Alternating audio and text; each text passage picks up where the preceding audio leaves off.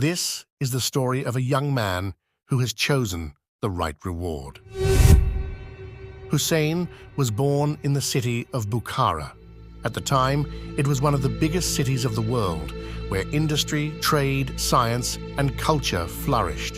Hussein, at a very early age, was known for his intelligence. By the age of 10, he had memorized the entire Holy Quran and mastered grammar and poetry.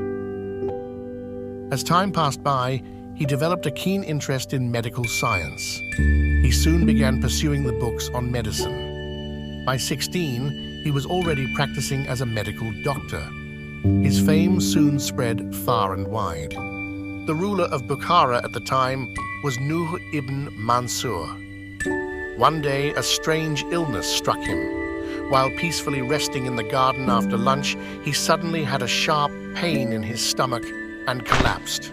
The guards quickly moved him inside and called upon all the palace doctors. An emergency treatment was initiated, and the Sultan soon regained consciousness. But the relief didn't last long. Ibn Mansur soon started to have the same pain in his stomach every now and then. As a result, he was unable to take any food. The Sultan gradually grew weak and was soon bedridden. The chief doctors of the palace tried their level best without any success. They did not know what to do next. The illness grew worse day by day. The Sultan's life was now in grave danger. The royal family was worried. What would happen to the kingdom's future? By now, Hussein was well known throughout the land of Bukhara for his healing skills.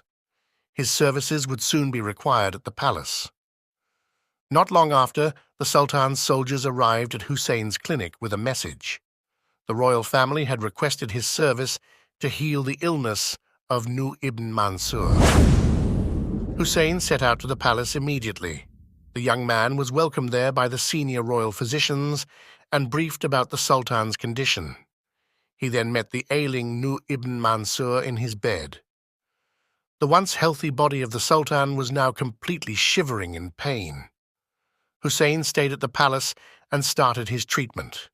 He introduced a fresh approach, using new medicines that were developed from his experiments. The result was miraculous. In a few days, the Sultan's stomach pain began to subside.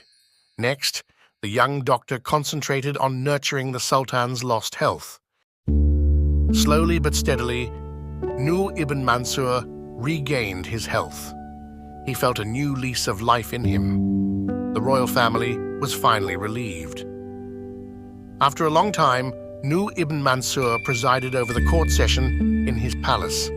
Hussein was specially invited to be honored for his services. The Sultan addressed Hussein and said, "Once again, I have experienced the fact that absolute power is with Allah. According to our prophet, peace be upon him. There is no disease Allah has created, except that he has also created its remedy. It is through learned men like you, Hussein, mankind experiences such mercy and cure from Allah." He continued, "I know nothing is sufficient as a reward for your service. Yet, please ask anything you wish. Whatever it is within my power, I promise to give you." What an opportunity for the brilliant doctor to make a good fortune. He could ask any great sum of money to secure his whole life. The courtiers murmured about the young man's luck. They were eager to hear the sum of money that was going to be asked as the reward. To everyone's surprise, Hussein's request was special. "During my work within the palace, I have seen and appreciated from a distance the great royal library and its rich collection of books. My only request is to allow me entry into that so that I can benefit from its knowledge." He was to choose learning than money and fortune.